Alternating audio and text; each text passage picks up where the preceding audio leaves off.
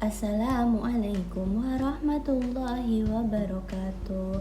Halo anak-anak, kembali lagi belajar bareng. Hari ini kita akan belajar tentang kegiatan ekonomi dan pengelolaan usaha.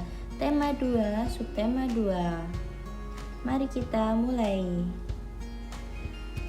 Tujuan pembelajaran kita hari ini adalah murid dapat menjelaskan macam-macam kegiatan ekonomi.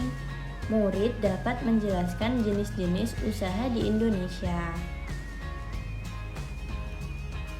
Pengelolaan usaha dibagi menjadi dua, yaitu usaha dikelola sendiri dan usaha dikelola secara berkelompok. Apakah anak-anak sudah bisa membedakan keduanya? Mari kita bahas satu persatu. Usaha dikelola sendiri. Usaha dikelola sendiri disebut juga usaha perseorangan.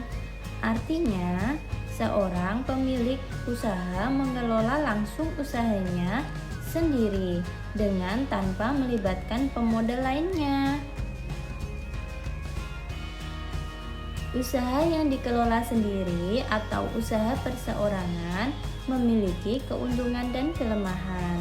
Keuntungannya yaitu keuntungan dapat dinikmati sendiri, kebebasan dalam pengembangan usaha, dan tidak tergantung kepada orang lain dalam pengaturan usaha. Selain itu, usaha perseorangan memiliki kelemahan, yaitu pengembangan usaha terbatas pada modal, kekurangan tenaga kerja, resiko kerugian yang harus ditanggung sendiri. Usaha kelompok. Usaha kelompok ada beberapa contohnya, seperti yayasan, firma, persekutuan komoditer, perseroan terbatas, koperasi, dan BUMN. Mari kita bahas satu persatu. Yayasan merupakan badan usaha yang merupakan badan usaha perhimpunan. Yayasan bersifat sosial dan bergerak di bidang kemasyarakatan. Contohnya, yayasan pendidikan, keagamaan, yatim piatu, dan lain-lain. Firma ini merupakan usaha ekonomi yang terdiri dari sedikitnya dua sekutu aktif. Setiap anggota memiliki hak dan masalah yang ada di dalam firma tersebut, dan biasanya mereka adalah orang yang saling mengenal. Pendirian sebuah firma ditandai dengan suatu perjanjian atau akta yang dibuat dan bersifat mengikat serta memiliki tanggung jawab yang sama. Persekutuan komoditer. Ini adalah CV yang didirikan setidaknya oleh dua orang yang aktif dalam menyetorkan modal mereka. Ada dua jenis sekutu di dalam CV, yaitu aktif dan pasif. Masing-masing mempercayakan modal kepada orang yang menjalankan perusahaannya.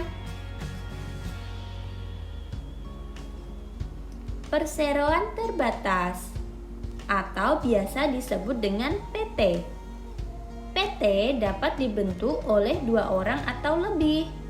Ini merupakan badan usaha yang menggunakan saham sebagai modal. Saham adalah bukti adanya penyetoran modal dan status kepemilikan. Koperasi. Koperasi adalah badan usaha yang sengaja dibangun agar bisa memakmurkan dan membantu para anggotanya.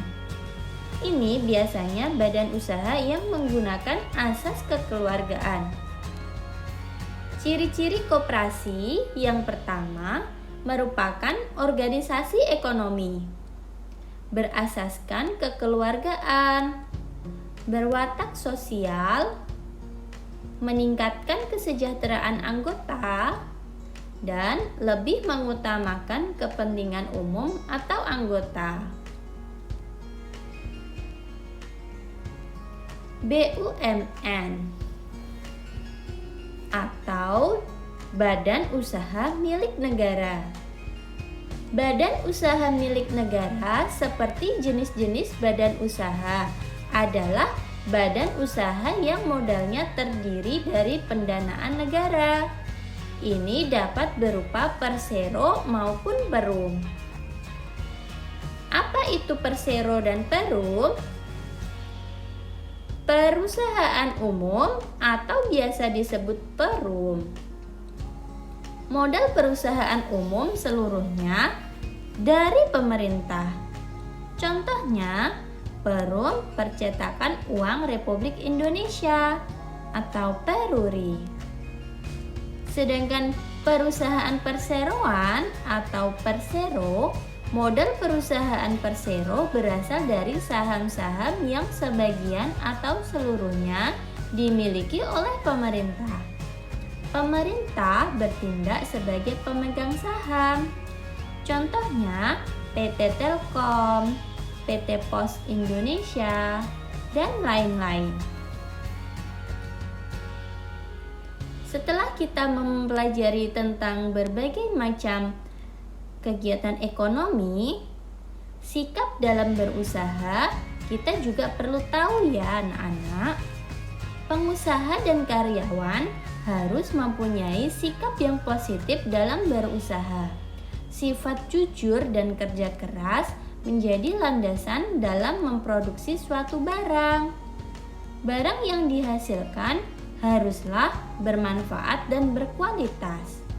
Perusahaan yang mempunyai komitmen baik, pasti produknya akan diterima masyarakat luas.